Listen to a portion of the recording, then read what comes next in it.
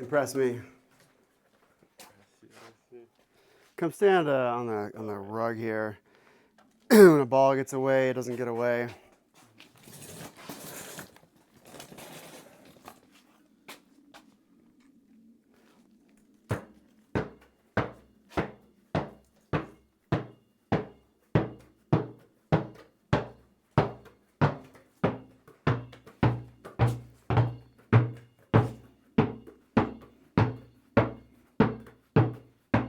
Now see if you can make those silent dribbles. The only sound we hear on the porch here is the sound of the ball hitting the ground.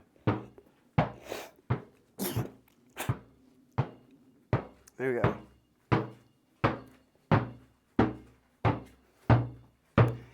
That's the exact same kind of finesse that we need with our fingers and our relationship to the back of the stick.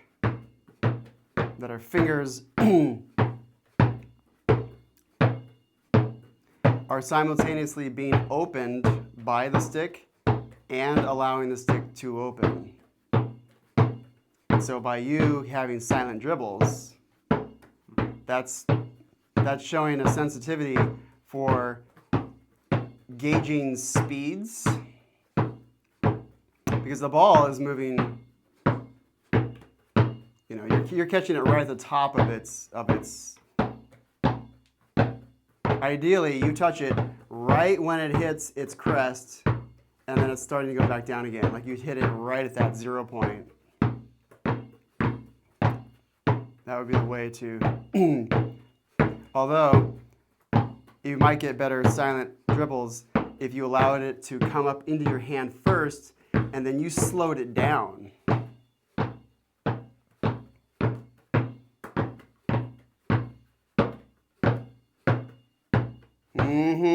Now we're talking. Now you've got more control over it. Okay, push them down really hard and slow them down abruptly, yet still silently.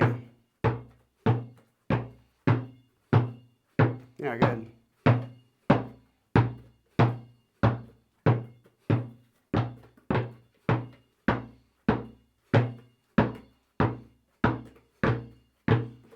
Okay, now this trick. See, that's why we're on the porch. 1, 2, 3, 4, and 1, 2, 3, 4, and 1, 2, 3, 4, and 1, 2, 3, 4. Which it eventually leads to, which I have yet to practice.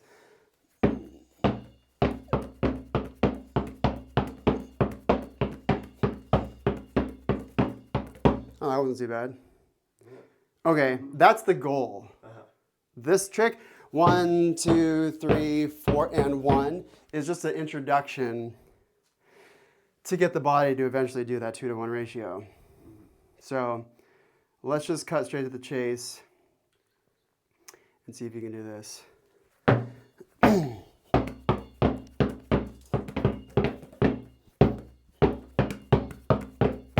And so what's happening, which is what we're all doing, is that I'm forgetting to do a dribble with the left hand. I'm like forgetting what I'm doing.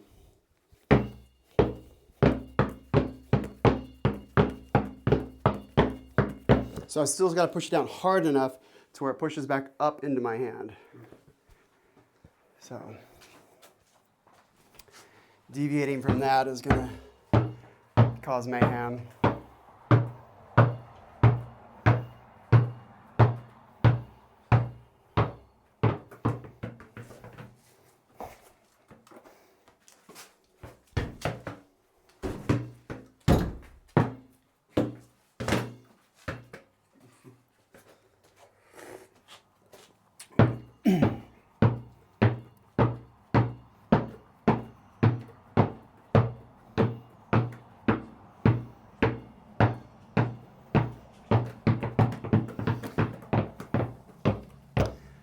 Try this. It might be easier to come closer to the ground, just how it's a more controlled thing, and that you're not like teetering in the wind kind of deal. Yeah, it's easier down here. try doing that. 1, 2, 3, and 4. And then catch it after that. 1, 2, 3, and 4.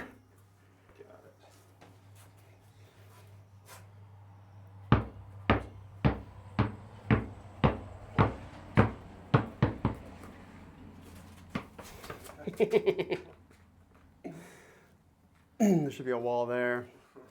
I've pictured it like I've built in my mind, like just a cylinder that we're in and that's only 5 feet by 5 foot diameter, and then we lose a ball. We don't lose a ball.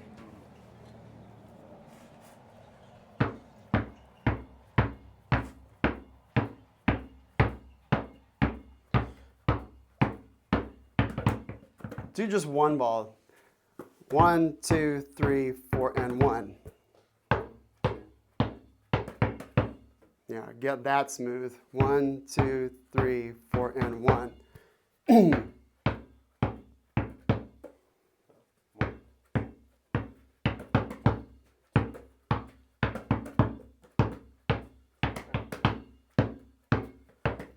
now listen to the sound that you're making during those eighth notes. Okay, now listen to my sound. It's just coming out to my fingertips only. Okay. If I'm doing any palming, then that's curtains.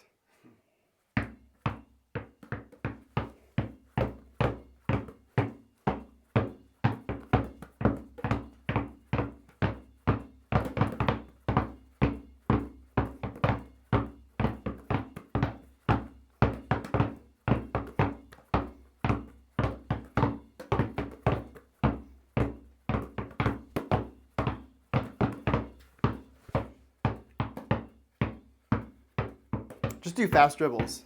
Just do eighth note dribbles. 1 and 2 and 3.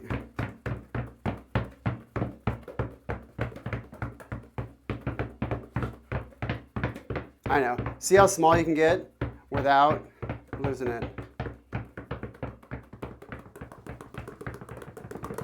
Okay, that's a little ridiculous. Just like but like finding a frequency where like you you have it as opposed to just immediately sending it back down, like those fast ones. Like here, that's a pretty quick yet still controlled, and it's going to up and over my fingertips. My fingertips are, the full mechanism is still happening as opposed to just slapping it like crazy.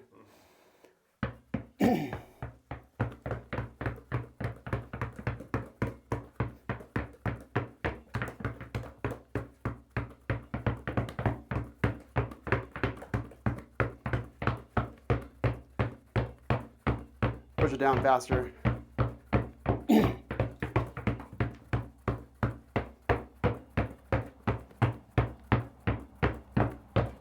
Do it left hand.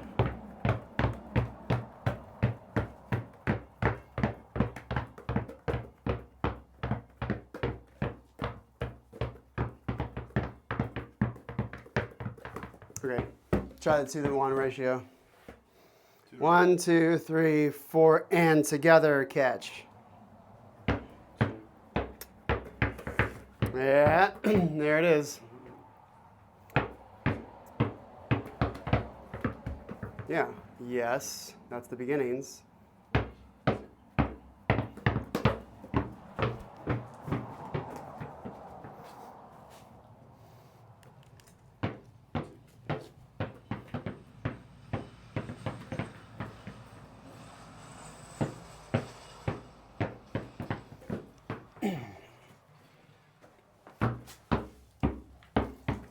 There it is. There it is. There it was. There it was. Yes. Success.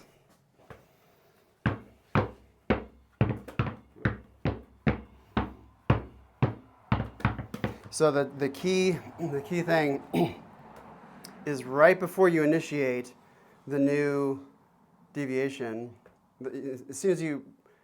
as you're introducing the deviation, just from double stops to 2-to-1 ratio, make sure that those are both getting pushed down with equal force. Don't pre-anticipate it being complicated and then have your left hand just like drop the ball, literally.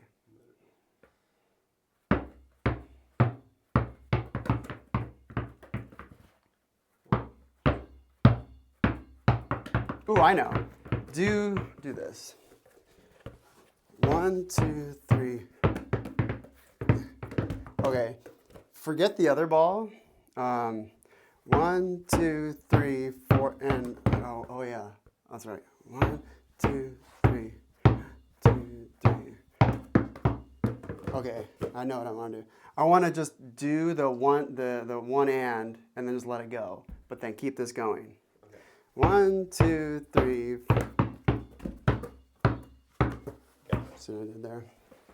Yeah. Forget about managing the eighth notes after the first two.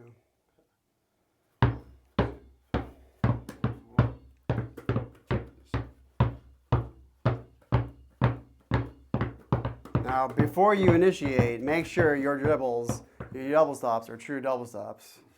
Because this, you get it.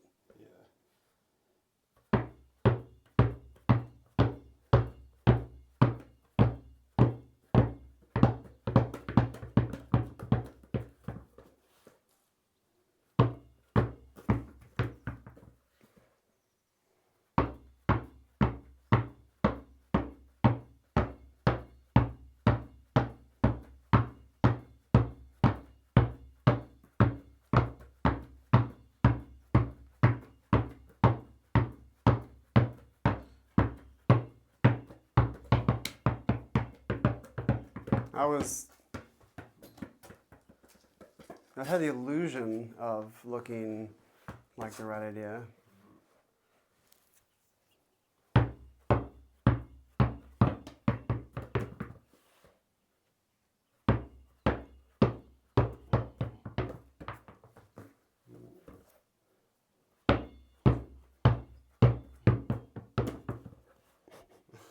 Make a decision.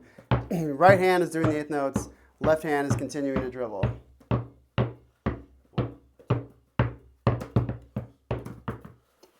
Okay, work on it. Let's get to the drumming. All of the language we use to describe dribbles and throwing, all the sportsman vocabulary is totally analogous and absolutely appropriate to the art and craft of juggling sticks, essentially. Stick dribblers, stick jugglers, stick dribbling. We're going to do floor. Come get comfortable. And I'm going to turn this on. So, sit up against those pillows there. Here's some sticks. I'll get some sticks. Okay. So, legs out, because you're going to play on either side of your legs.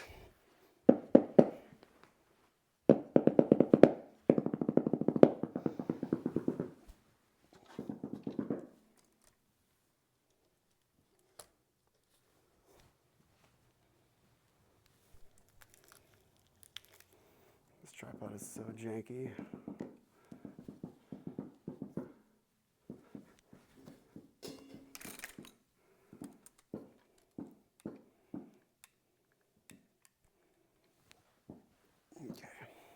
Ta-da! There we go. Do you have your phone? Yeah. Bust out the gap click. We're going to do some torture. Torture that's fundamental to not torturing your audience with a beat that no one can truly grasp onto on a spiritual level. People could dance. People could assimilate to a crappy, unsteady beat, but for it to penetrate the soul, it needs to be metronomic. Okay. Ooh, 100, my favorite tempo. Let's go to 130. I was playing with 130 last night. I thought of something last night, so I want to do it. I have a buddy in town. He was an old student, but now he's in his mid-30s, and so now we're just friends. And And so when I go over to his house, we talk about, I show him my new inventions. So he's kind of like my consultant. And I inevitably think of ideas just sitting there with my practice pad. Okay.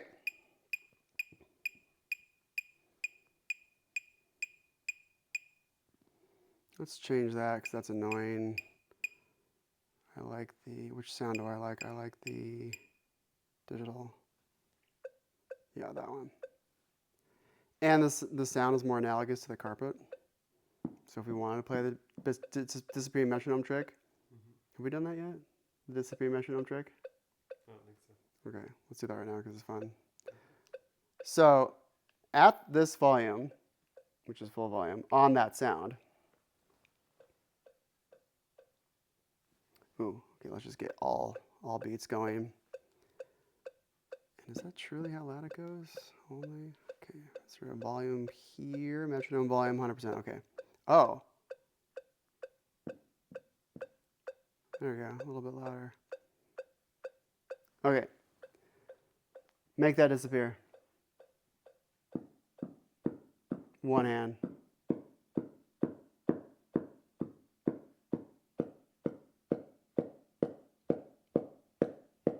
And now what I'm going to do is I'm going to lower the volume to the point where if I do hit right on the money, this completely goes away because that sound is way louder than this one, and it's masking the sound. But I still want it loud enough to where if I was off even just slightly, I'm still going to hear it through the fray. Listen to me do it.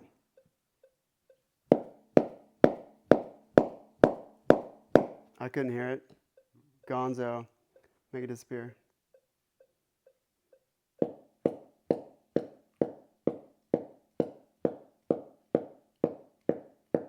Yeah, gone. We could have thought, if we turned this off.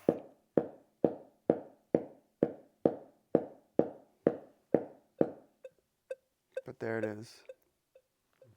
That's the disappearing metronome trick. Mm-hmm. And it's truly the best thing we have. It's currently the best method for playing with a metronome. Because if you can make that thing disappear, then you're on the money. Especially if the sound we're hitting is a staccato one, as opposed to me hitting a bell or even a marimba note that has sustain, we're never going to really know. But if we have a just a sound that does nothing, and this is a sound that does nothing, you put two puts next to each other, then that's analogous to playing a snare drum next to another snare drummer, right? Ideally, the sound that your metronome gives, and I have a whole new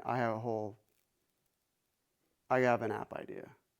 I just need to find someone who knows code.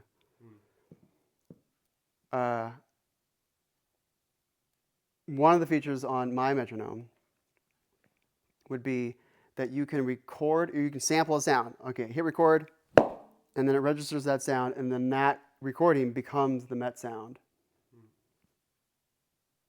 If I'm playing a snare drum, then that becomes the sound. Because if we have a tuba player and a piccolo player, we go 1, 2, ready, go, bop, and we have them both play at the same time, it's completely unmeasurable whether they were together or not.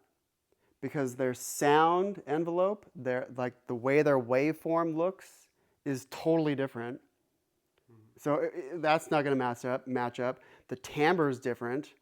So we're going to hear bop and then tweedly, at this. If they're the same sound, if you have two snare drummers, and I go back to snare drumming because, especially on modern day marching snare drum, which is just, totally unforgiving, hard on hard, whack. And that's the most staccato sound you could possibly imagine. That's, comes from a standard instrument. Then we're going to know if we're together or not, which is why looking at, 11 dudes going together is just, the world's most impressive thing to experience. Especially if it's not on a dumb YouTube video and if you're actually there. when the summertime happens, remind me, like, hey, Sam, remind me about DCI. And then we'll pull up the calendar and we'll see when the drum corps are here in the area, and we'll go see the real deal, and we'll go feel that pressure wave against our chest, which is just like, whoa. Especially if you have the best drum line on the planet in front of your face, which is currently Santa Clara. And for our purposes, you know, Blue Devils, Blue Coats, any of those top corps will be the cadets. Quite the experience. Oh, the cadets aren't even around anymore. I'm so sad. Cadets are my corps, and we won the World Championships in 2002. Drumline did, and they're not around anymore because of some bullshit. So I'm sad. Okay, here's the trick. So that's the discipline metronome trick. And the idea that I have to let you know how anal I am about this is I want an app where you play on some sort of pad, some piezoelectric thing that's going to conduct electricity when you hit it, like electronic drums. And you hit that thing, and then it lines up to a UI that you're looking at. You know, maybe you're going to go bop ba da bop bop ba da ba da bop, and then you have that scribed, and it goes 1, 2, ready, go. Bop ba da bop bop ba da ba da bop. And so it gives it to you, and you play at the same time. But if you're late on, you know, the E of 2, it'll show you like, oh, you were, you know, like the note head will like tip a little bit. I'm just thinking, I don't know, what would be my visual UI for this? Like if you're late on this beat, that the stem would tip backwards and be like blue. If you were rushed it, it would tip forward and be red or something. So ideally, you play and the results are just nothing moved. That's the true metronome. Because right now, all forms of metronomizing is just us relying on our hearing it. If there was some haptic vest that shocked you when you rushed the end of 2, like that's a metronome. Give me a shock collar that puts scars on my neck if I fuck up. Like, okay. Now do this. So we'll go 1 on, 1 off. 1, 2, 3, 4, off, 2, 3, 4. 1, 2, 3, 4, off, 2, 3. And looking at it is cheating. So here's how to use this thing. You do basically an easy thing when you got the counts given to you. And then when you have that absence, then you do something more complex. And so the easiest thing we can do is to double that frequency. 2, 3, 4. All right, and let's turn this up just so we can allow ourselves to be a little bit sloppy and we're not playing the metronome. Disappearing trick. 2, 3, 4.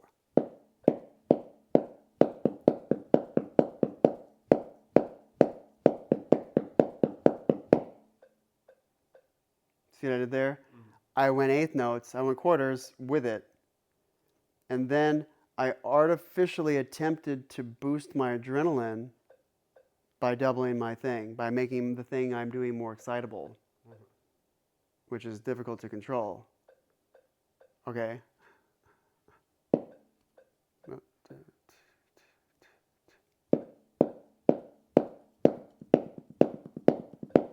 Late.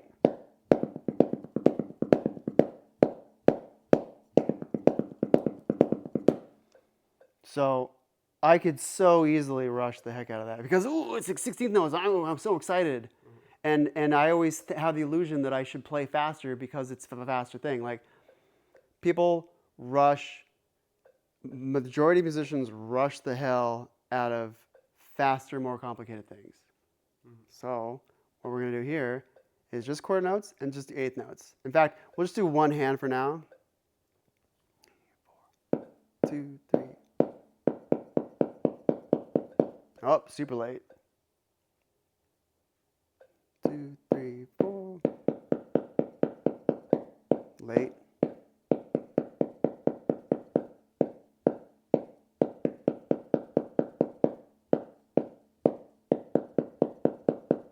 Just do one hand for now. 2, 3, 4. Pop, pop, pop, pop, pop, pop, pop, pop.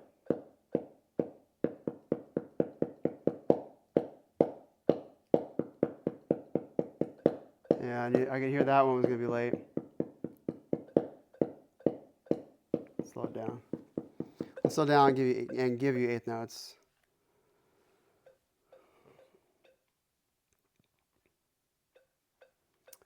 Slow it down and I'll give you eighth notes. And we'll slow it down to 120. 3, 4. 1, 2. Oh, okay. So when we hear the ba ba ba, do quarter notes. Right now.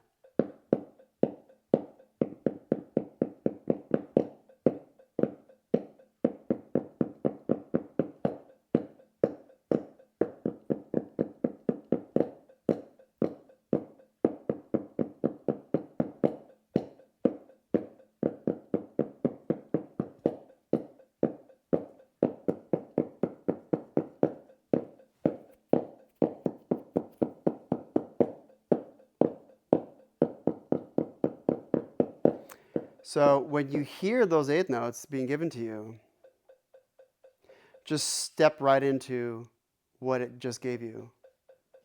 Like just remember what the hell it did and then just take that torch from it.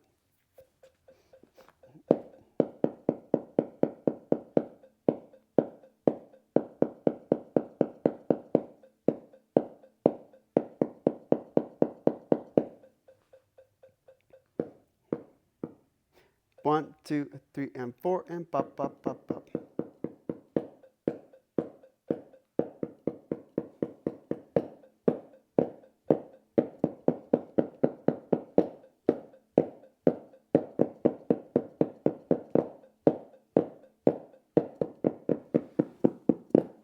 Freeze. Look where your thumb is.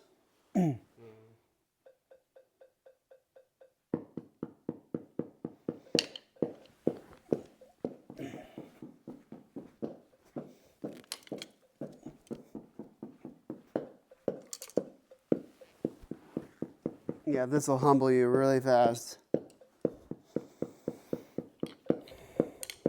Most people try to bend the will of the metronome. No.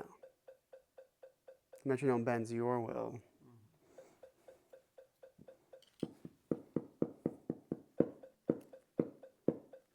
Let's get rid of that for now.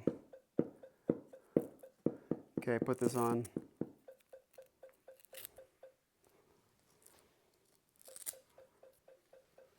Thumb on either side, like I'm pinching this metal here. And that goes around my finger. Do that much. So get your finger and your thumb. When we hold a stick, we want the top of the thumb and the top of the index to be the same. Definitely not this. That's amateur 101. Okay, now wrap that. Now get your index trapped as much as it needs to. It doesn't have to be too hard.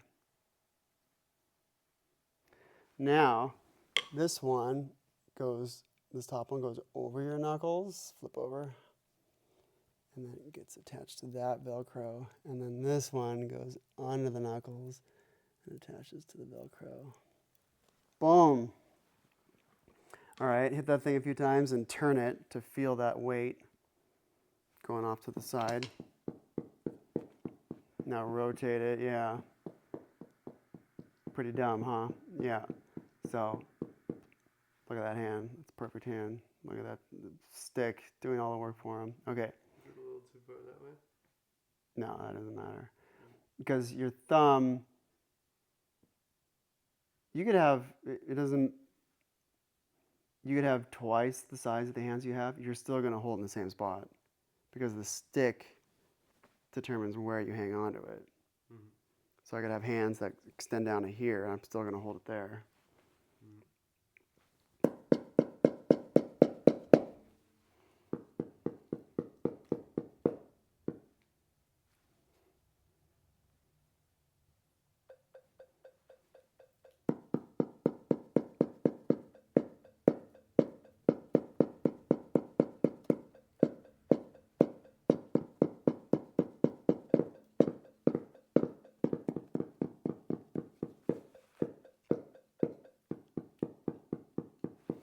Is that Velcro doing a weird thing?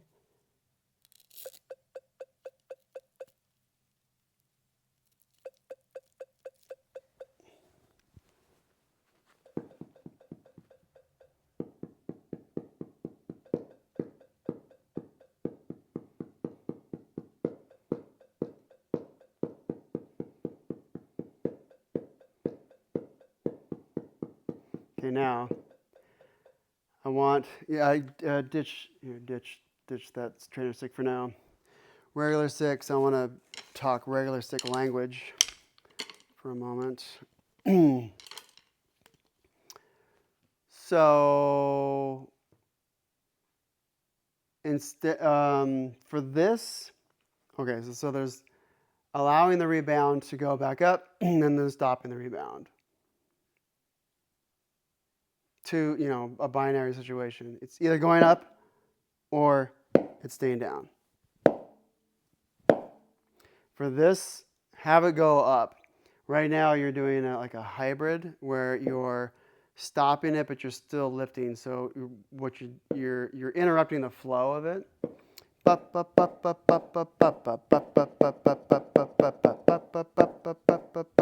Like so, at this frequency, I'm going all the way up to here. Just do a few of these.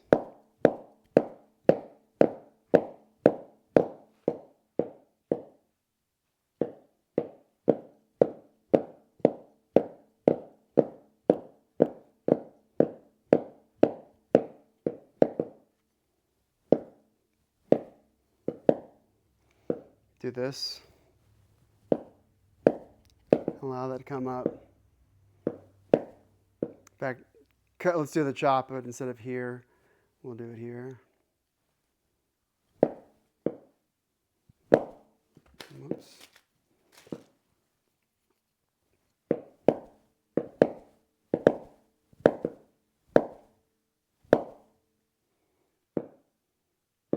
And okay, have your ending point be all the way here. Like you start here, you end there.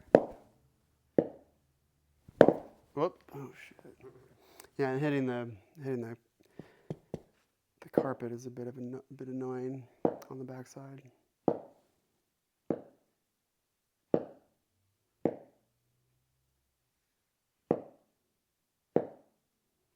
Yeah, now get it to end. Yeah, give yourself a little bit more distance away from the couch.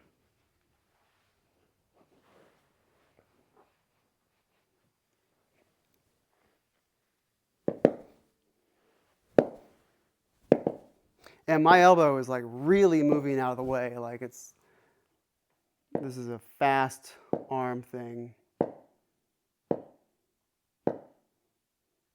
And if your whole arm can move quickly, then the smaller parts of your hand can move quickly. There we go, yeah. Okay, now switch it to here and keep the last 3 fingers on it.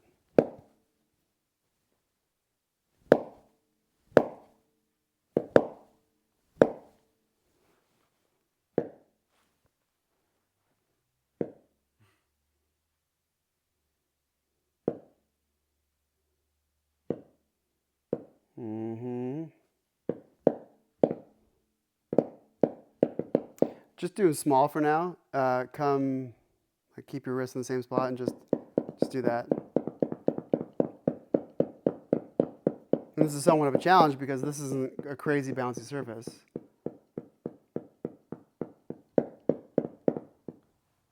And so underneath, my fingers look like this. My fingers aren't open, my fingers are going straight. So keep it, there. See how your fingertips are removing themselves? Doing this. So you got to throw it down fast enough to where that stick wants to fly back, to where it wants to open your fingers for you. That's really the best approach, is that the stick is opening your hand for you. Because I could open my fingers and nothing happens to the stick. So clearly I don't need to open my fingers ever, because that's not doing anything for me. That's going this way because I threw it down fast enough to where it came back up.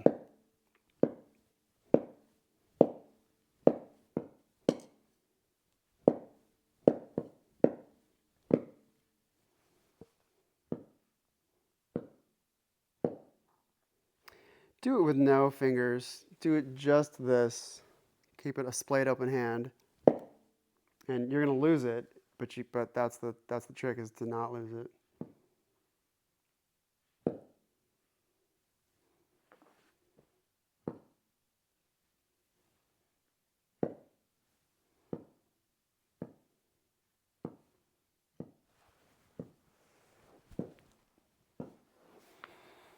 There it is. Okay. Aim at this thing. Move this to where it's comfortable for you to hit that block of wood. Because now this is elevated a few inches, which will give plenty of clearance for the back of the stick.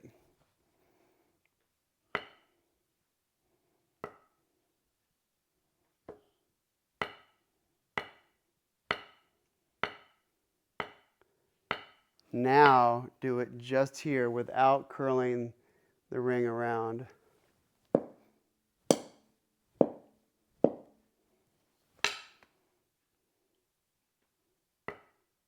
Yeah, that was a good one.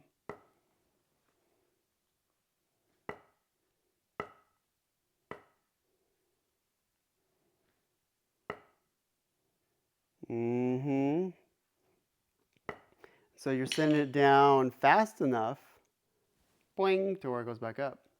And you, with this splayed open hand, aren't slowing that down at all. The only way you're slowing it down is by pinching here and like crushing that ability for it to pivot smoothly. So you can throw it down, but then squeeze a little bit here, which is super weak, but you can grab onto it enough, to where. But then you have a tremendous amount of force working against this, and it's wanting to fly out. But because you finessed it so perfectly, it wants to like hug that turn and stay in your hand. So it really forces your hand to move fast and to get in position, yeah.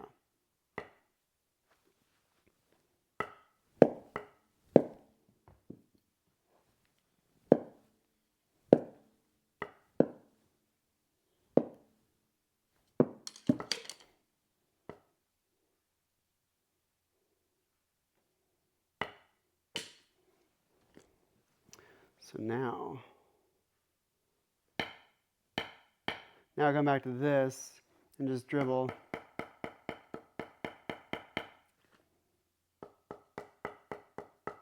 Yeah, good. Your fingers are staying on the stick. Your fingers aren't even opening all the way, which is good.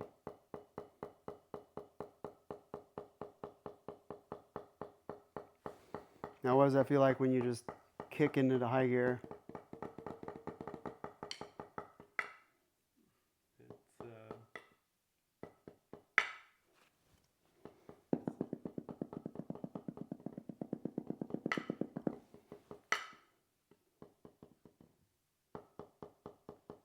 do that on a carpet. Now I have to work more for it now.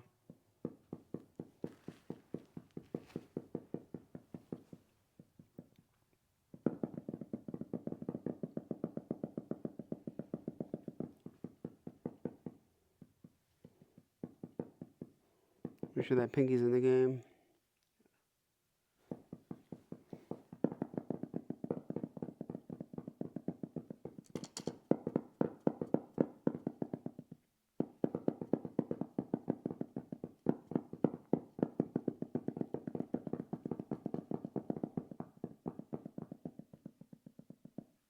Okay, now just do that with the middle finger.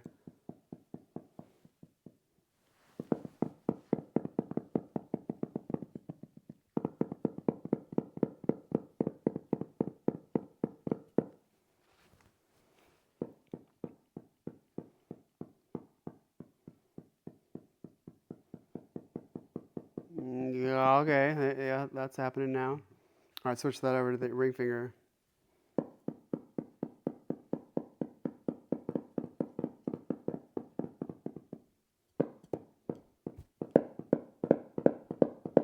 Go ahead and start big, like back here.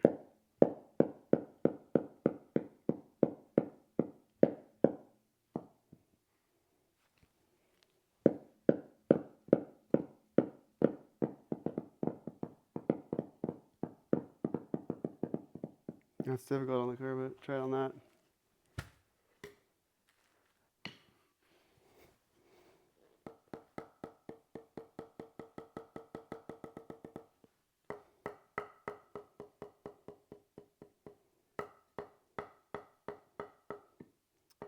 Let the stick open your finger for you. You're opening your stick prematurely and it's coming away from it. Right. Just do one.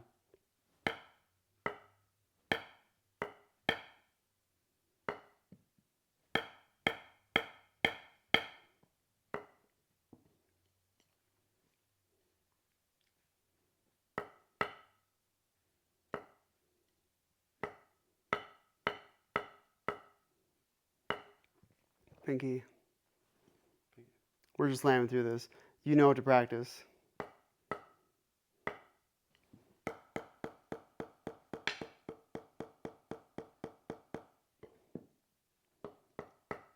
You're too choked up.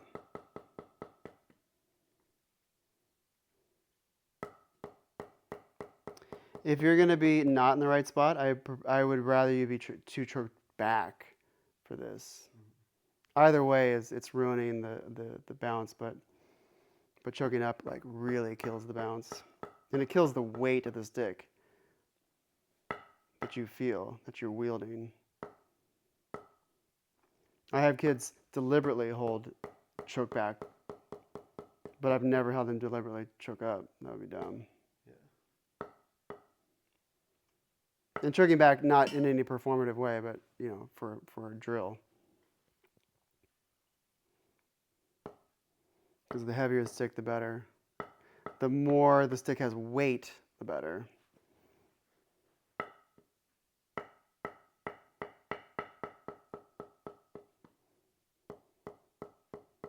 Okay, now back to a regular hand. Just do some strokes there and get that thing to be with the fingers the whole time.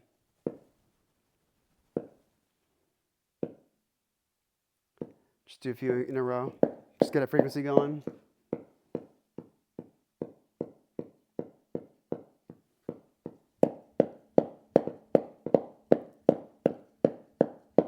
Okay, choke back. And then as you're hitting, choke up and choke up gradually until it feels right. Until you feel like that stick is doing the work for you.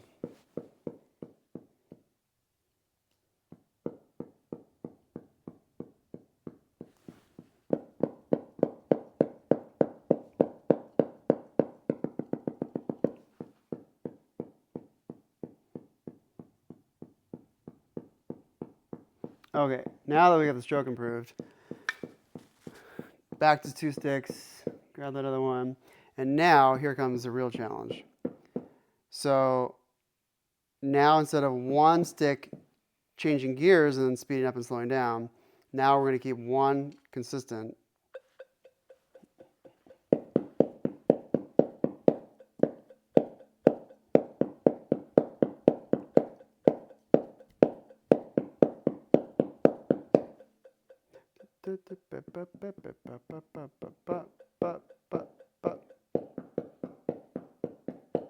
Oh, nice catch. Uh-huh. This is your homework assignment. Do it. Okay. Still? Keep going, yeah. Let's diagnose it right now.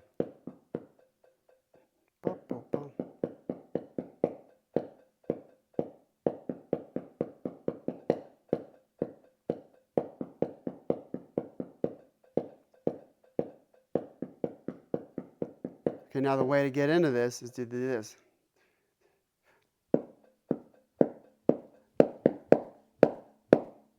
Two, three, four. 1 and 2, 3, 4. Just do one left hand.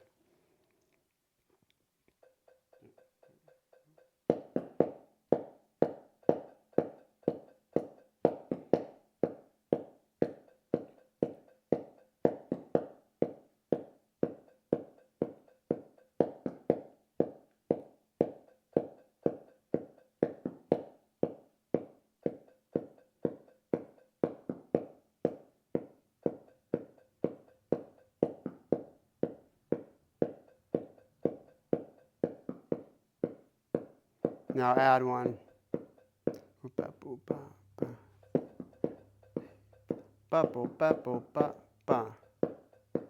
Listen to it first.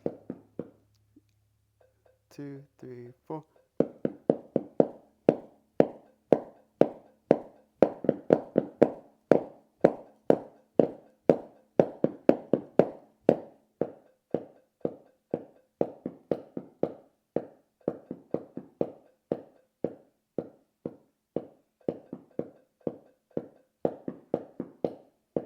Sure, just do both of them.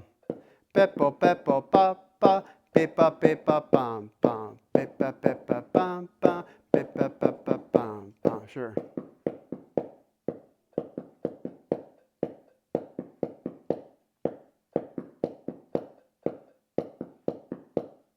Now, the reason why this sounds like a crime against humanity is because the leader hand ain't leading. So, do it again. Look at your right hand. Bring your consciousness to it. Look at it and, okay, what is the right hand doing? It's, okay. Is it changing or doing the same thing?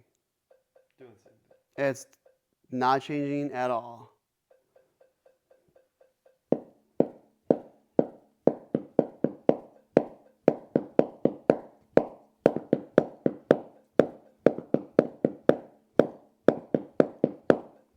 The leader, the follower hand is not going to distract the leader hand at all. The leader has a mission, the leader has blinders on, the leader is just going. And then the left hand is submissive to that. Dominant submissive. Leader follower, that's the better way to put it. So, see, this is why the technique matters so much. It's because if you have crappy technique or whatever, then you're never going to get smooth. It's never going to be comfortable. Therefore, it's never going to be smooth.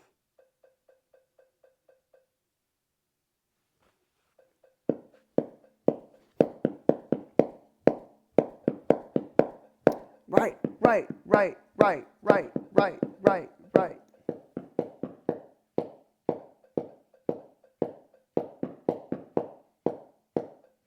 Yeah, there it is.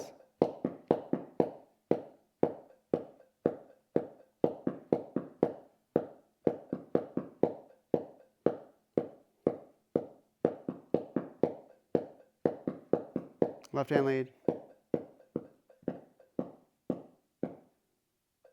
2, 3, 4.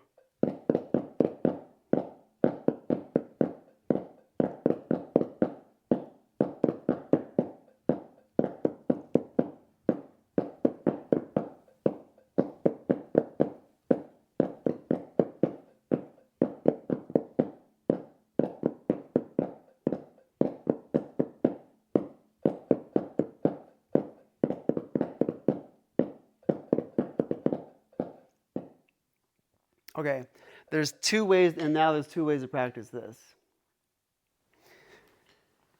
So, rebound allowed, rebound not allowed. Crushing the stick.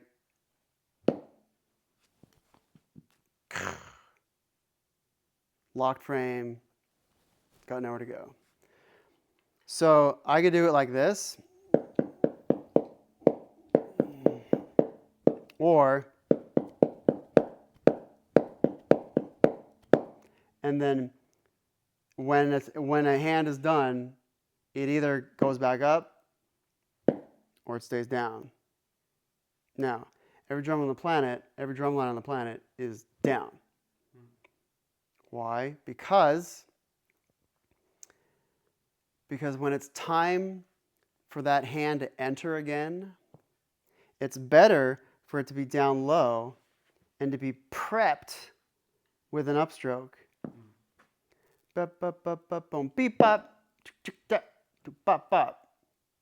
There's a tempo that occurs on the upstroke. So that's like a tempoed preparation for you to hit.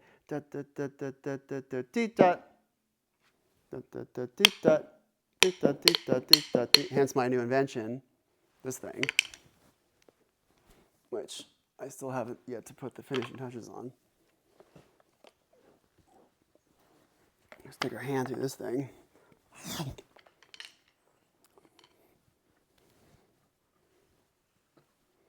Rest it here with a little strap.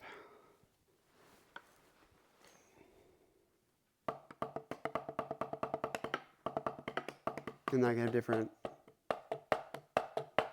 And so, I'll show this to you, right? I don't know if you went over this. So these plates, they come out because now my target. Okay, let's take all of them out. This is front. This is back. This is front. Okay, so now my target for the downstroke and the upstroke is 1.25 inches, which is a challenge for me. I made this for my students, but I also made it for me because, might as well, right? And I'm a pretty good standard, so 1 1/4 inch is a challenge for me to like really line it up there. I can start small.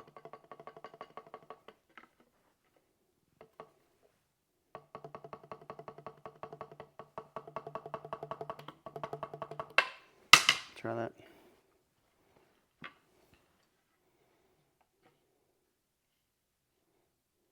And it's long because if your hand is short, then the stick is going to be like further back here. So I just created a length to hit.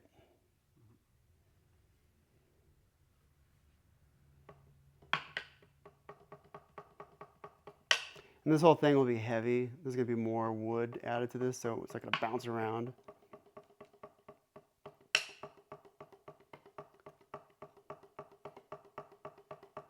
Yeah.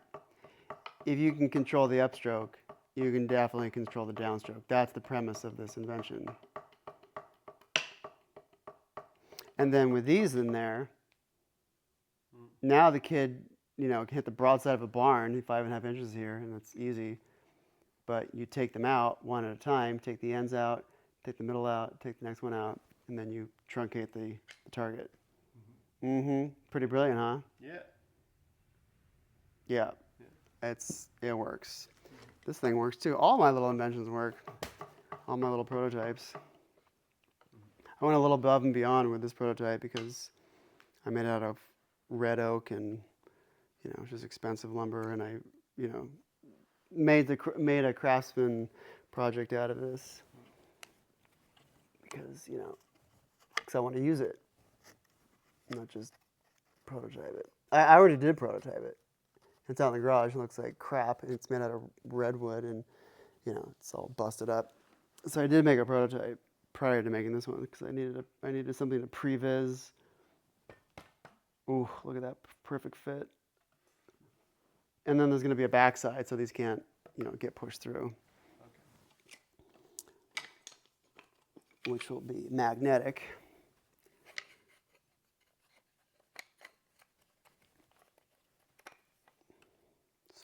options. Oh. I did have it right. Ooh. Oh, that's right. I gotta go in from the back because the slope is on this side.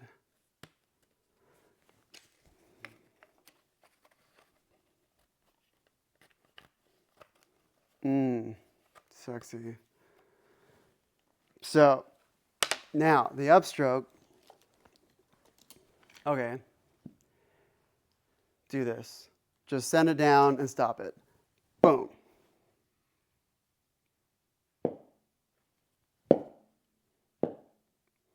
Faster, a stronger grip. There we go. It's going to jiggle around because you're right, it's not going to not jiggle around, but it's going to stop its jiggle so fast that it's then ready for a super small note if you want it, or getting ready for a tempoed upstroke. Okay, take the other stick, put it over here at its upstroke, and go 1, 2, 3, 4, and 1. 1, 2, 3, 4, and 1. Yeah.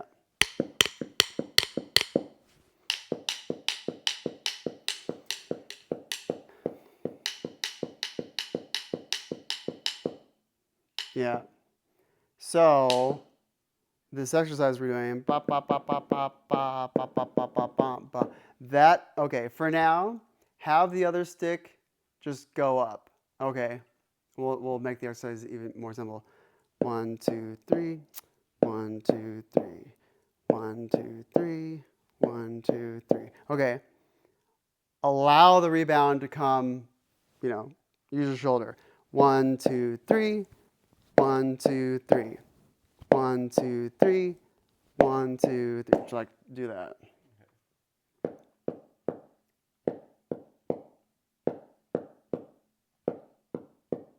And allow it to come like ridiculous, like just do it super exaggerated for now.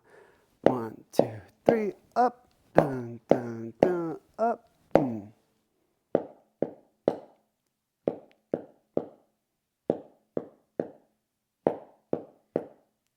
Now I'm looking at the separation between your fingers and the stick as you're going up. 1, 2, 3.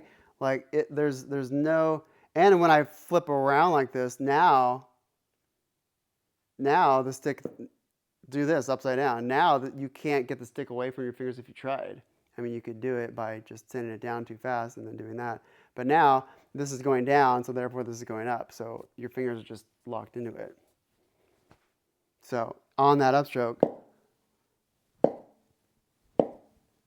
see how my fingers are just with it still the whole time?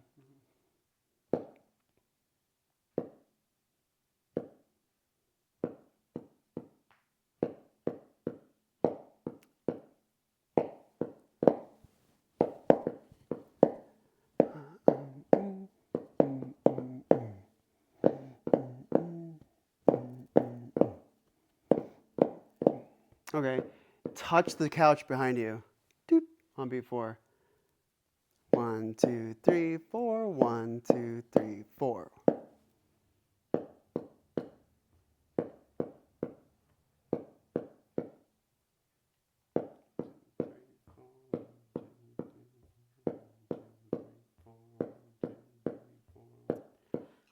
Uh-huh. Now don't hit the couch and just, go back that way.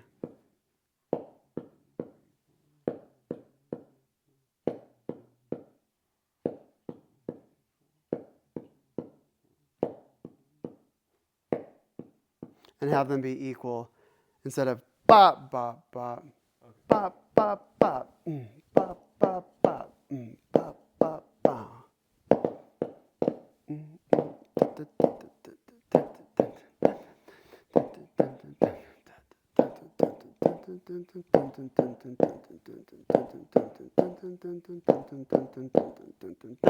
Okay, now do the opposite. 1, 2, stop, prep. 1, 2, stop, prep.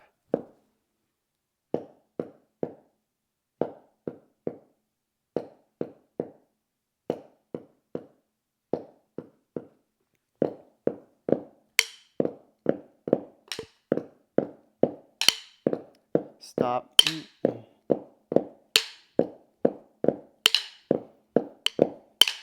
So there's two ways to go about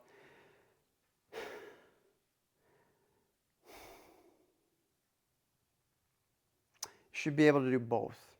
So, look at my left hand. Like it's continuing a flow. There's no stopping. It's just, and it's proportionate. It's not super slow here, and then it speeds up and then goes. It's just boom. It's just a pure oscillation. Boom, boom. So much so of a pure oscillation that we can even just time to hit something on the upstroke, which is the whole premise of this invention. Yeah.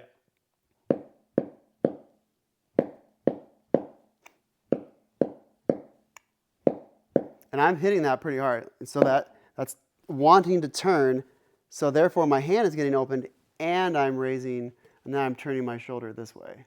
This rotation to bring this up. So the speed of the rebound is taking it up, and proportionately your shoulder is turning, and it's all one big smooth motion.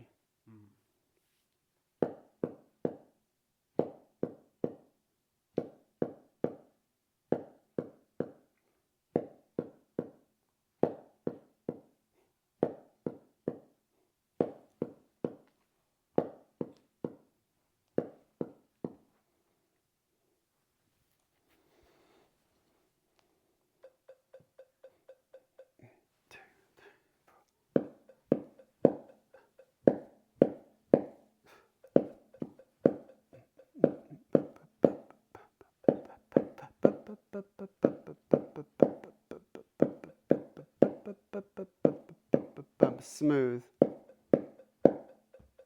Cool. Go ahead and just hit the couch on before. 2, 3, 4. 1, 2, 3, 4. 1, 2, 3, 4. 1, 2, 3, 4. 1, 2, 3.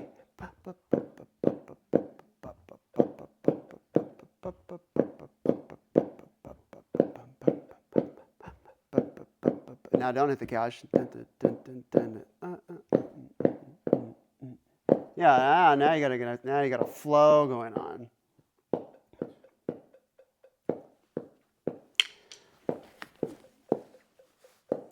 Now there seems to be a connected flow between the stick movement and your shoulder movement.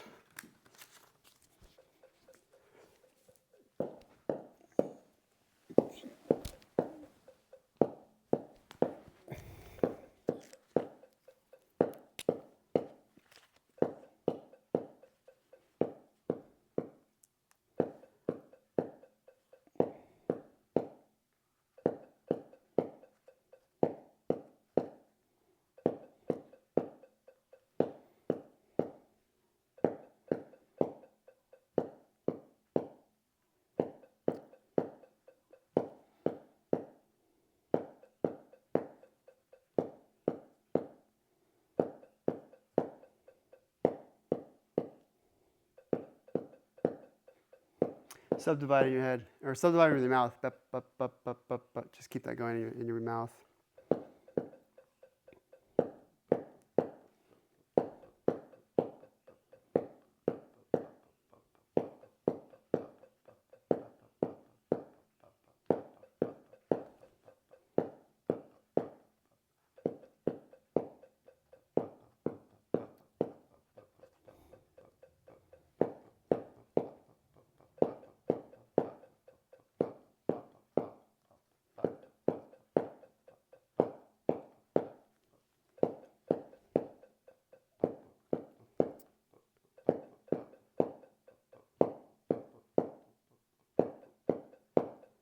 Okay, now do a stop stroke. Stop, bing, dum, doom, doom, bing, bing, dum. So don't get away from it too soon.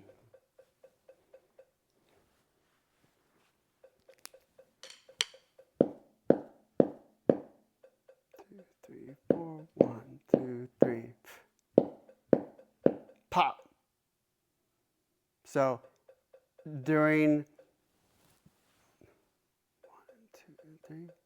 1, 2, 3, pop. I'm still going to be hitting the, okay, now do a stop stroke and hit the couch. Okay.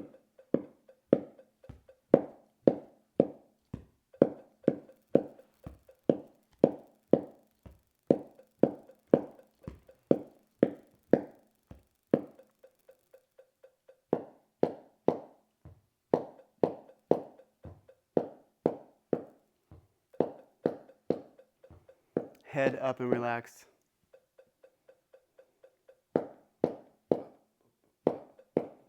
Freeze. Yeah, and yeah, freeze a little bit longer.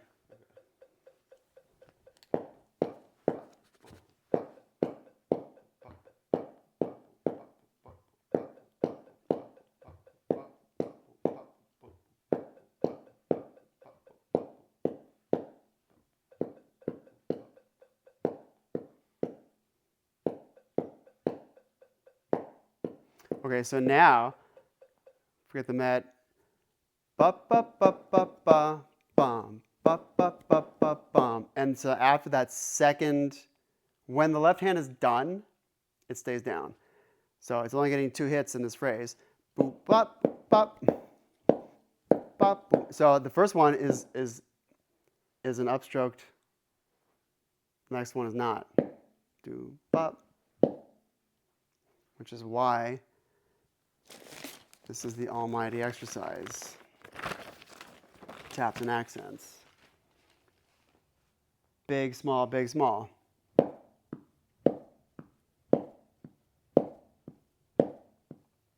In fact, I'm going upstroke on a small one. But keeping it simple, that exercise, bum, bum, bum, bum, bum, bum. So the two things, you're watching your right hand, just be consistent as possible, and the left hand is doing an upstroke and then a stop stroke. Do da do da da, do da do stop, do da do da dun dun, do da do da dun dun. Try that. Okay. Slow as you need to go. Don't mess it up.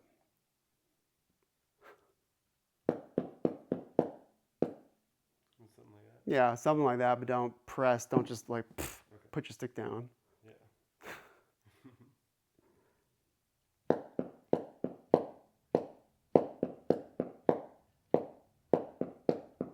So still get you're dribbling like you're dribbling that stick like you dribble with you dribble a ball with your left hand.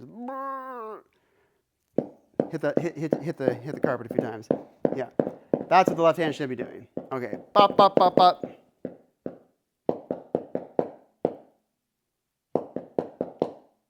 Allow it to go up for now. Just do what you want to do. Bop bop bop bop bum bum bop bop bop bop bum bum bop bop bop bop bop bum bum bop bop bop bop bum. Flow. Like this is flowing the whole time. Yeah. You did exactly what I did. Left hand lead.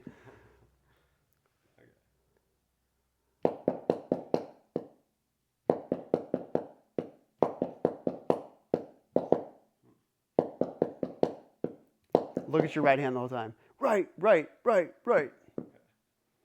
Right, right, right, right, right, right, right, right, right, right, right, right, right, right, right.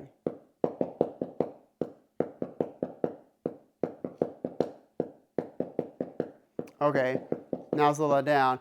Bup, bup, bup, stop, doom, doom. Do, da, do, stop,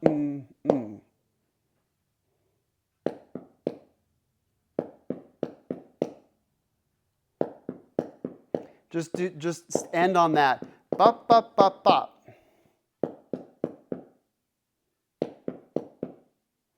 Do, stop.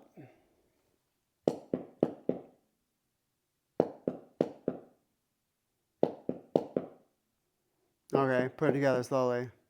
Bop, bop, bop, stop, down, down. Bop, bop, bop, bop, stop, down. Da, da, da, da, dun, dun. Da, da, da, da, dun, dun. Okay. Last thing. Let's learn 8 on a hand. That rhythm me introducing that concept of stopping the stick with a complex rhythm is irresponsible of me. Let's do this. 8 on a hand. Easy as it sounds. 1, 2, 3, 4, 5, 6, 7, 8. 1, 2, 3, 4, 5, 6, 7, 8. But then, the last one is a stop stroke. Watch me do it. 1, 2, 3, and the other one isn't just down or up here. It's ready at the 3 inches. 1, 2, 3, 4, 5, 6, 7. Stop. And when I stop that, that's when I raise here. So it's a very, Nutcracker Drummer Boy. Nutcracker Drummer Boy. Like anytime you see like a ballerina within the Nutcracker who's like forced to wear the drummer boy suit, and then some chick with a tutu on is trying to play it. She looks like this. And maybe the director told her to do that just because it's like super obvious, like do do do do do do, because it'll be like more visual to the people up in the nosebleeds or whatever. But but there's an element of but the Nutcracker drumming is one stick goes up, the other goes down. That's Nutcracker drumming. Got it. So we have a bit of Nutcracker going on at the very end. 1, 2, 3, 4, 5, 6, 7, up. Just do that much. Just stop it on beat 8 and lift. 5, 6, 7, stop. 1, 2, 3, 4, 5, 6, 7, stop. Yeah. There it is. Okay. Put the 8 on a hand together. 1, 2, 3, 4, 5, 6, 7. Other hand is not moving.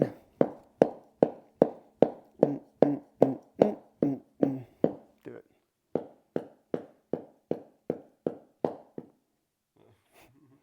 Slow. Yeah. Boing.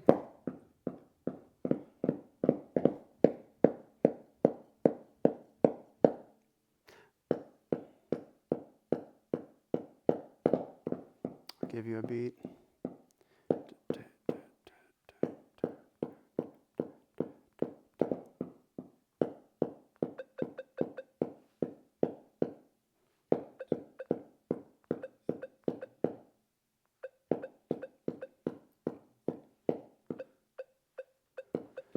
Okay, do it to that.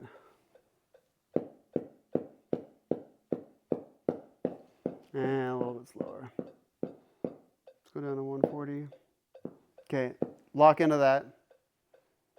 Don't rush. Nice and slow.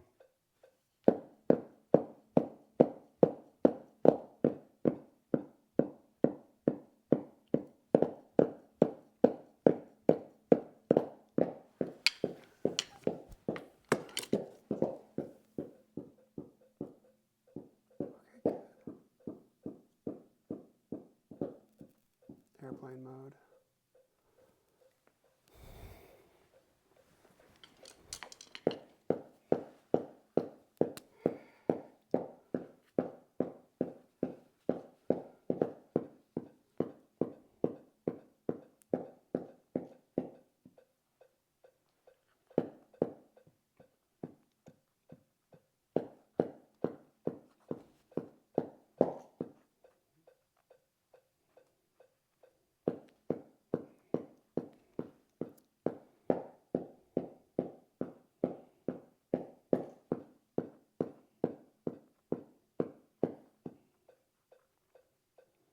Take a deep breath.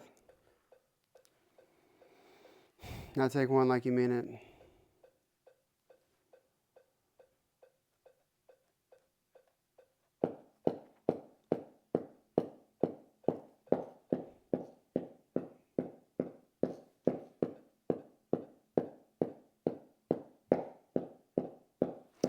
Do a smaller unit. Do this. You can even do twos, like 1, 2, 1, 2, 1, 2, because that turns it into more of a flow. 1, 2, 1, 2, 1, 2, 1, 2. And so you have less time to forget what you're doing.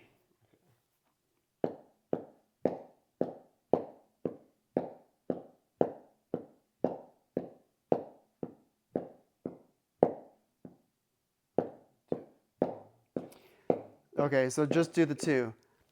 Way up high, boing, stop. Yeah, 2 different, because right now it all looks the same. 2 very clear, distinct movements. A rebounded stroke versus a stop stroke. So 1, 2. Just do that. 1, stop. And if your thumb is ever curving outwards like that, no. This, no. You're doing that ever so slightly.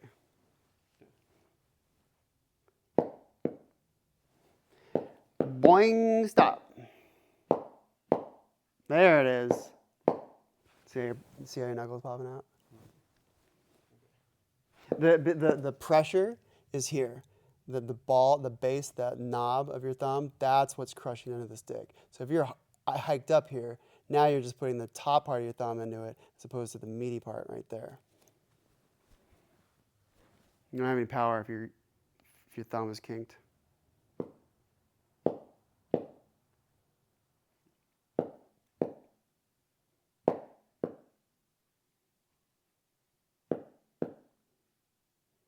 Like the bone? Like I'm putting the bone on it right now? That ball right there, yeah, that bone is going to be touching the stick because it rolls along that. If I'm here, now I've completely changed where I'm holding the stick. And then I'm relying on weaker muscles.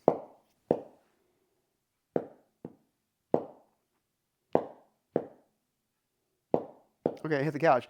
Boom, bop, bop.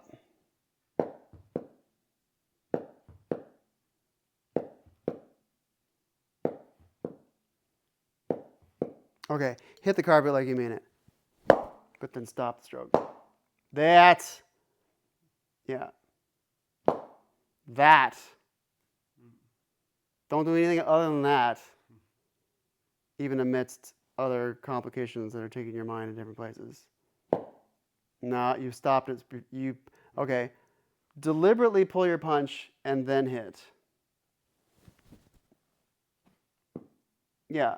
Now do the opposite. There it is. Yeah, that stick is fully, you're not doing anything. That stick is going down, you haven't touched it, and then after it hits, then you crush it. Now, you're not thinking after. It's basically just a simultaneous thing, but at the end of the day, it is after. Yep.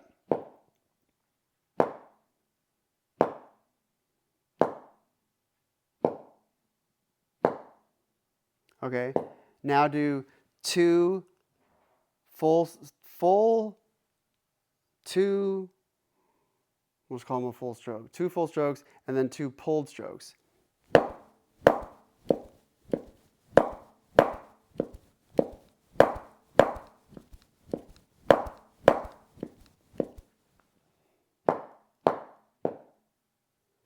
But you still got to be just as violent. Like, notice I'm coming way up here and I'm going in for the kill, but I'm slowing it down.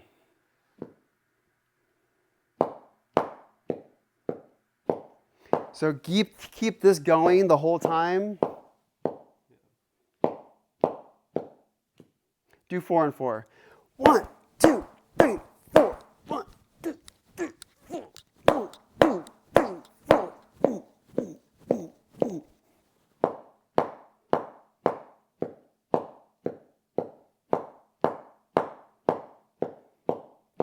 Try to be more violent. Try to come up even bigger on those pull strokes.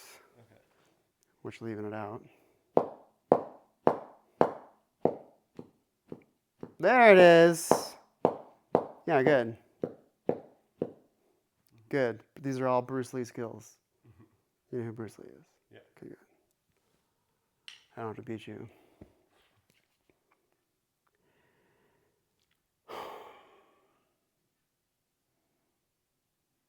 Yeah.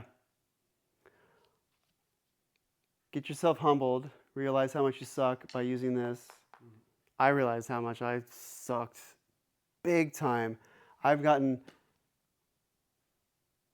noticeably better to myself and to my friend who has he has a metronome in his head. He's very good with time, as I have verified.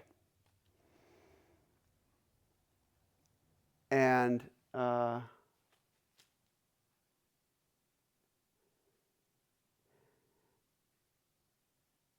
there's two types of practicing. Practicing alone, and you know you're alone, and you know no one can hear you, and it's just you and the rest of the world, except it's just you, not the rest of the world.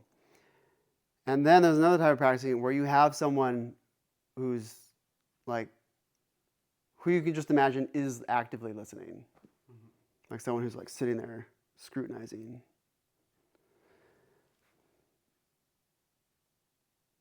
One is by yourself, and one is performative. And both are good. Both have their benefit. At the end of the day, I got as good as I did because of alone time. Just me and no one else at San Diego State,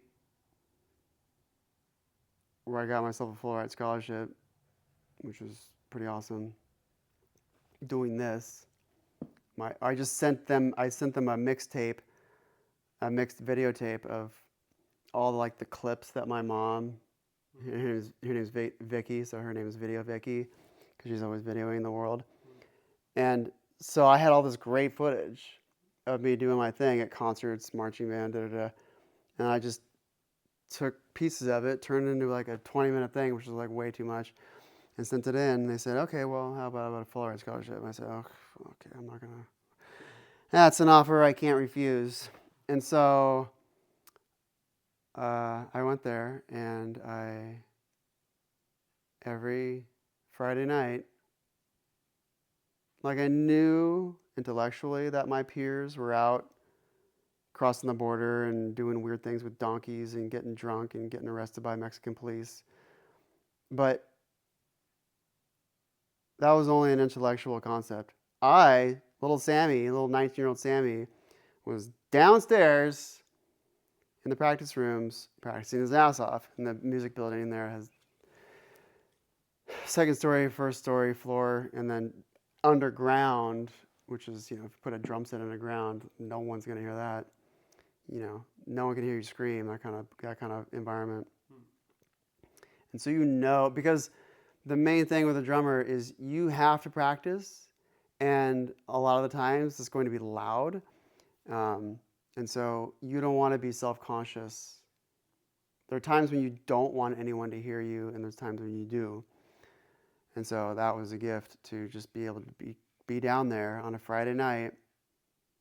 And if I was there on a Wednesday afternoon, then the whole bottom floor is just packed full of kids in all the various music rooms, and you can very faintly hear a piano over there, and you hear the wall shake a little bit with the guy with the drums in the other room. But on a Friday night, I was there all by myself. It was deluxe. Nobody, not a soul. All those other losers not getting better. I very much had a Kobe Bryant mentality, like first to the court, last to leave, there at 5 a.m. I wasn't getting up. I was a typical college kid who was just exhausted and just hated getting up in the morning, but typical adolescent, but I was up late practicing my ass off. And I was playing drum set, and I couldn't hear my damn metronome, so I went over to Guitar Center or whatever, just got a little pig amp, little amplifier, and then stuck my metronome into that.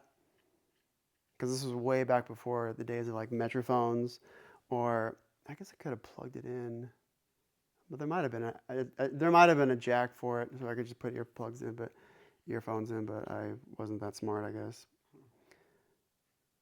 So, yeah. You and the metronome, you and the sticks. In this modern realm, which you are inextricably a part of,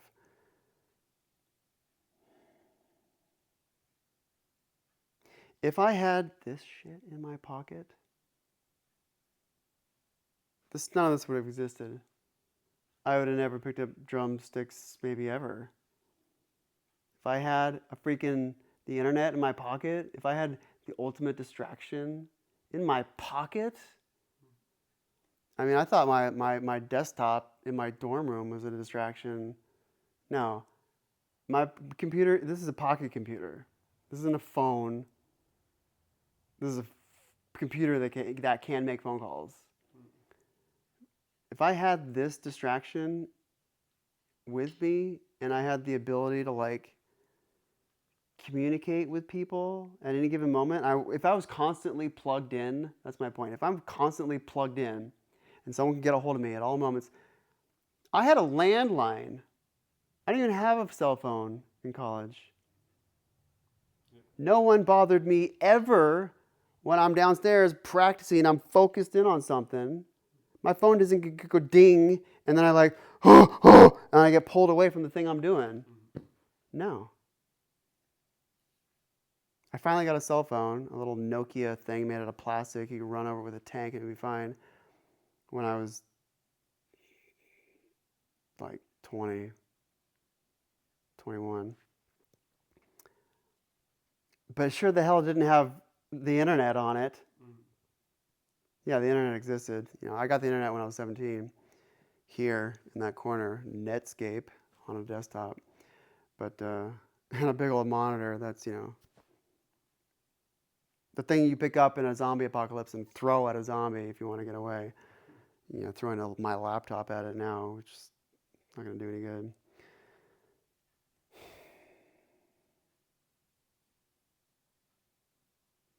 What was I saying? Anyway. I'm glad I didn't have a distraction in my pocket. Some days, I'll just turn off my phone completely. I won't even know it. I'll just go back to the way it was. Okay, what I'm getting at is the generational difference here is you're a digital native and I'm not. There's a huge difference in the brain in like the way you would study, the way you would focus, your inability to focus. So what is a digital native? You know that term? No. Digital native is someone who only knows what the world is like with technology in it. You were born, your dad probably got into like Netscape or MapQuest to find the hospital to drive your mom to it when she was screaming like, "Oh my God, he's coming!" So you were born with the internet already fully operational. What, the year 2005? Yeah. By the way, that's the birth year of YouTube. What? There was a world that existed without YouTube? Yeah, 2004 and before, which is hilarious because the internet to me is YouTube. Yeah. Like my search engine is YouTube. There's no other, like Google. I don't know what that is. So a digital native, you're a digital native. I'm not. I was born in 1980. I didn't have and the internet that I got when I was 17 was just like, I didn't even regard it because it was so not useful. I mean, my dad was on it. He was like geeking out. And that was the true wild, wild west, like in the late 90s when the internet was finally here and it was in people's homes, when it was a consumer product.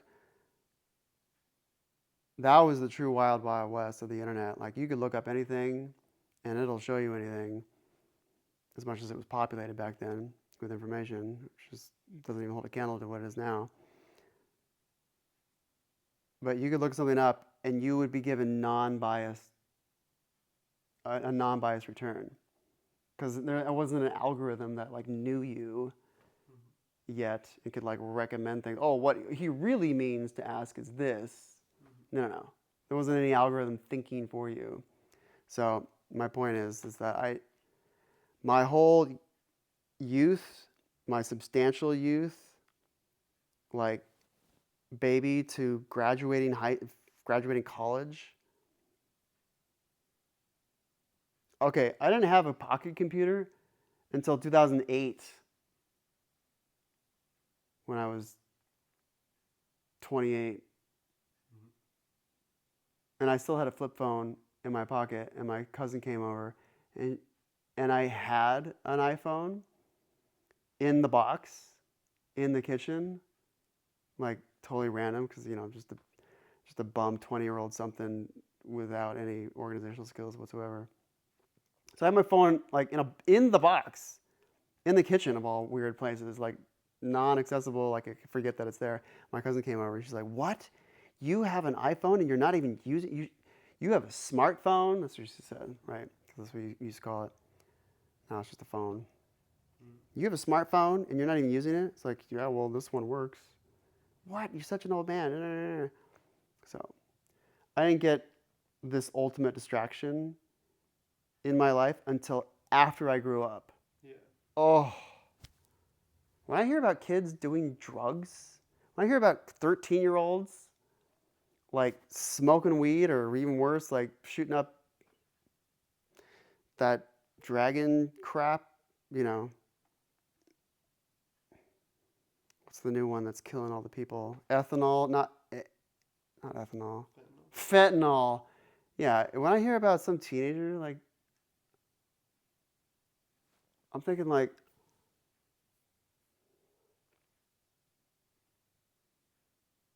that person might as well just kill themselves now because the amount of brain damage they're doing, not to mention the brain damage, like the minusing of brain cells because of the drug, but more importantly, the lack of development of the brain.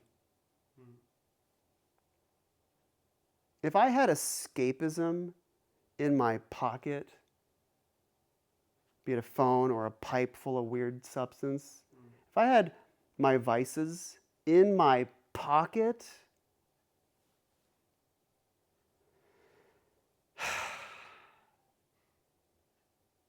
my life would have been fundamentally different.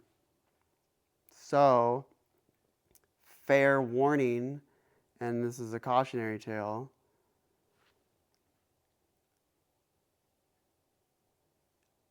Anything that is used for good can also be used for bad, equally.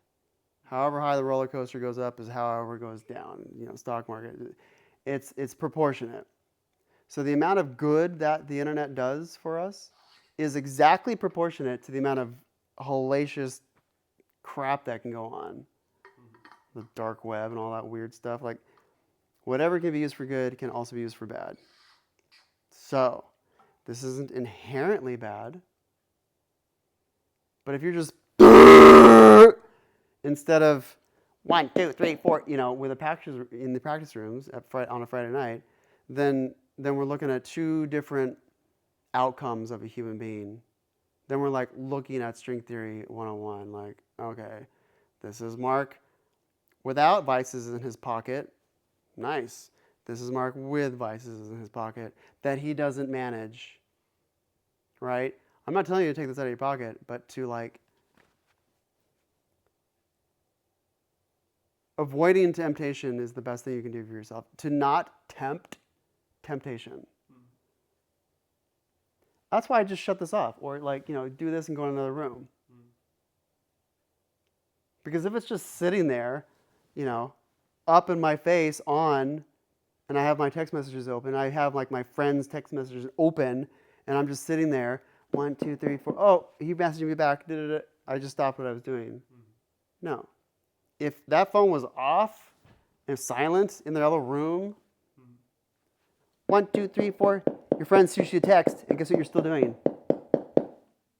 What you should be doing, which isn't necessarily drums, but whatever the hell you're going to focus on, that's going to make you a shit ton of money in the future. And this, by the way, drumming, no promises that you're going to become a millionaire, but what it is going to do is develop your brain like no other activity possibly could. Something like the vast majority of med students were music majors. Something like that. I haven't looked at that. I haven't looked at that statistic for a long time, but The best humans on the planet were bred through music education. It's not even up for debate. Don't even try it. The best humans are the musicians. The best kids on a high school campus are the band kids. No. Those are the best human beings.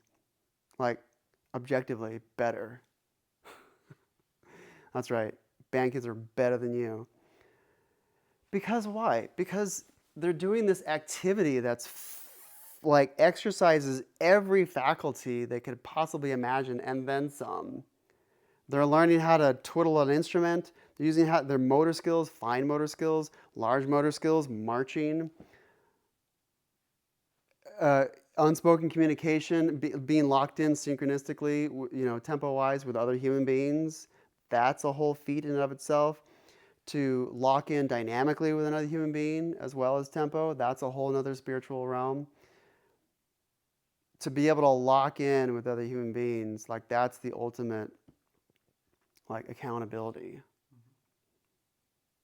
Because if you're playing in isolation, in total isolation, and you never played, I'm glad that you're in a band. I'm glad that you're playing with buddies, because you guys are all holding each other accountable to the beat, to how loud things are, how soft things are. Spoken communication, unspoken communication, riding on buses together, that band kids do all the time. Like you develop that social ability. Your girlfriend is a flute player. You learn how to like juggle politics. Band kids are the best. So. Band politics, leadership, delegation of power, all of that. Yeah. Going over the band director's head, not going over the band director's head, these sensitivities. Like, there's a lot of moving parts in that operation. A bunch of kids putting music to their feet and like going down the street with it. Like that's an operation. Even just I don't know what I've been told. When the cadets are like run marching, and when they're in a block formation and they're running, that's complex. Like you gotta, and the reason why they run for miles in blocks, if they just said, okay, Johnny, just go off and run 10 miles, that's gonna suck. But if you're running it with, like you're in the middle, and you're all agreeing that that's the way to go. And if I stop, I'm going to I'm going to trip some guy. He's going to fall on his teeth and he's no more teeth. Like, now I'm running 10 miles just to like not interrupt the flow of the dynamic that's going on. Mm-hmm. And so running in formation, going to the gym with a buddy is, you're going to get twice, 3 times, 4 times the amount of, productivity done. And so playing with a band is good because your tempo gets better. Even if you guys never play with a metronome, even if all the guys in the band personally never practice with a metronome, when you guys get together, you're going to be more metronomic. It's going to still be all over the place, but there's still like a consensus, right? If we have 10,000 people and we're all going to like do this together, we're going to lock that in pretty quickly and be compelled to do that. And if one of us is rushing, it's not going to really matter because then the 10 people around us aren't, and then we're going to like go back into that. Yeah. So playing with band members is a good thing. And the band kids are obviously the best human beings on the planet. Clearly. It's like objectively true. Nothing subjective about it. So this is just good for your brain.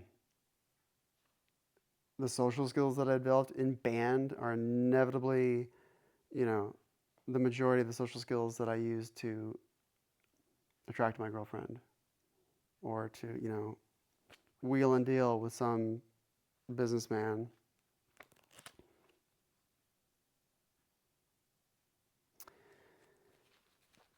Gap click with the quarters, do pop, pop, pop, pop, silence. then do something more complicated. And be it doubling the tempo, making triplets out of it, whatever. As long as you are doing something more complex. So for instance, bust it out again. Bust out your phone. I would use mine, but mine's indisposed. Oh, did I steal it? Oh, it's up here. Open that sucker.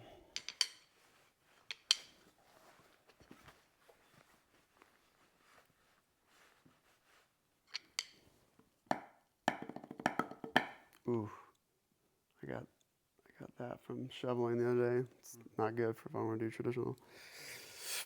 Let's go to 130.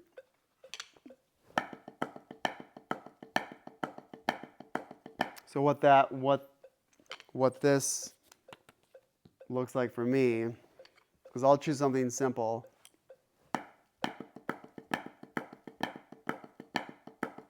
Oh, and then I gotta give myself the gap. 2, 3, 4, 1. Simple.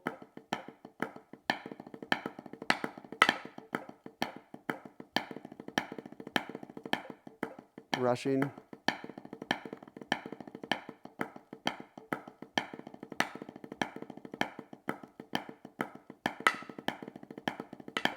So I'm doing something way more complicated during the silence.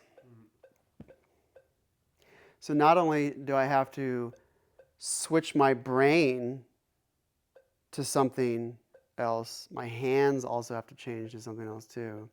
So I'm totally throwing a wrench into the engine by doing that. But it's not throwing a wrench in the engine because it's what we do all the time. You know, you're locked in here with the beat, but then you go off and do something else that you're going to rush. One, if you're holding your breath, and two, if you're not using the metronome in these early days. So do something more complicated during the gap, and then get this down. Rebounded strokes, stop strokes. That. If you can get that down and it feels good, and your limb can just go down with full force and not pull the punch prior to the strike, then we're in business.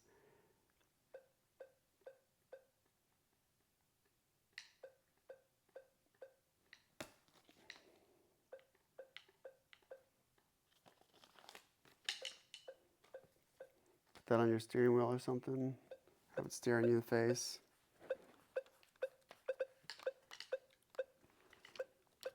What the heck?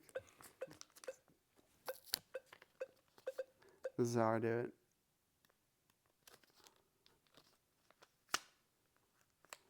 I either, like, if I'm going to use a Post-it note, if I'm going to use a sticky, then I'll, like, stick it right there. Like, especially if I need to, like, remind myself of something in the morning, and then I go for my alarm clock, and then I have to, like, deal with this to get to my phone. Like, oh, now it's in my hand. Now I'm going to forget. Like, when I was in college, I had sleep deprivation was real. Oh, my God. And 8 a.m. classes, fuck my life. The only way I could do it, I finally figured it out. I had an alarm clock, a real radio alarm clock that was physical, not this. I would put it on the other side of the room, and then it goes off. So that means in order to make the hellacious sound go away, I got to get up. I have to get up. Yeah.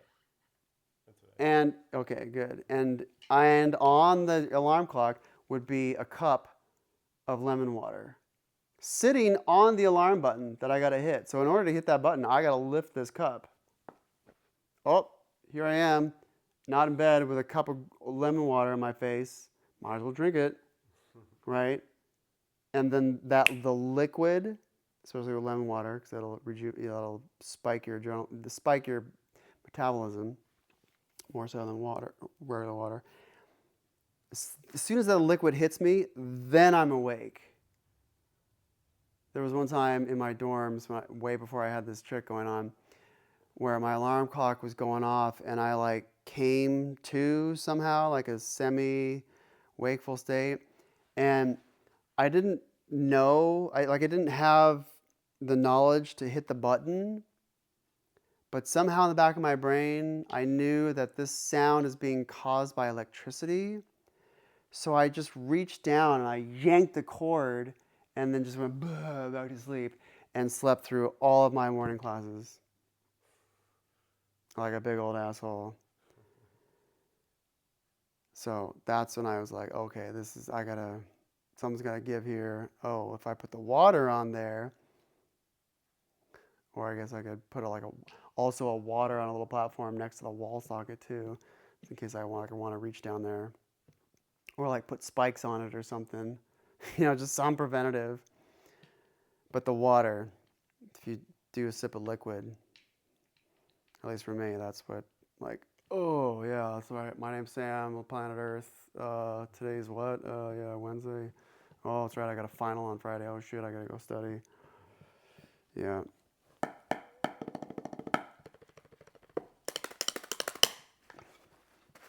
I'll show you this thing. So, super bouncy, not as bouncy. No bounce whatsoever. Like, this is a plastic bag full of beans. Like, okay, bounce, bounce, less. Oh, so then the trick is to go.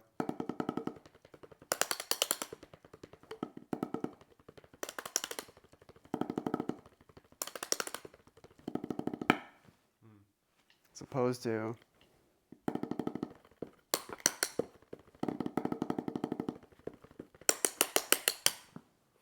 you got to pull it out. You have to go 1 2 1 2, as opposed to relying on the bounce. So snare drum, tom, floor tom, no bounce. You're not gonna do this on a low tom. It's just gonna sound like nothing. It's just gonna sound like mud. So, but if you were gonna do on a low tom, you gotta pull it out.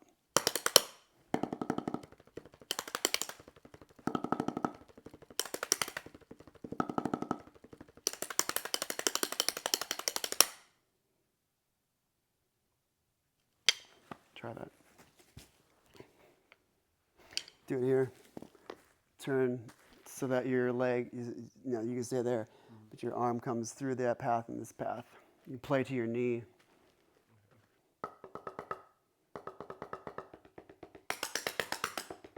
Now do doubles. Okay, we'll get there. But your fingers got to stay on it.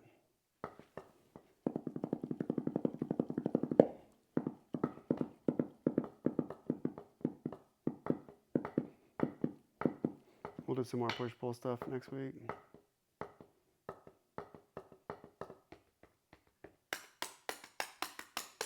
Now get double, just stay on that and do doubles.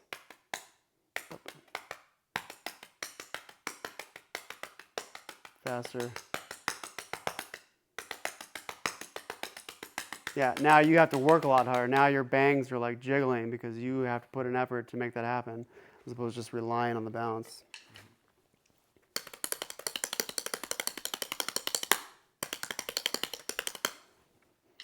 So that's a whole other.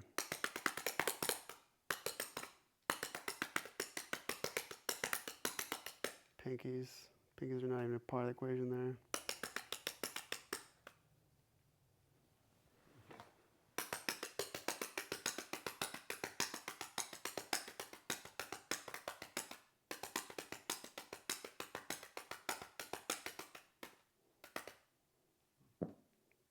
Something to work on.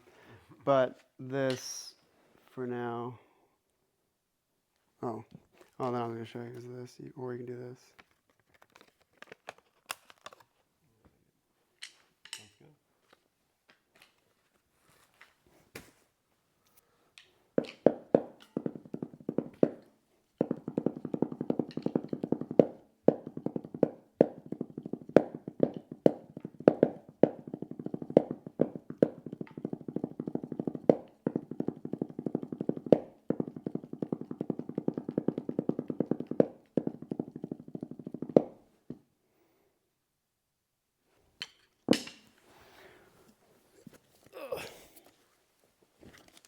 do, do, do, do.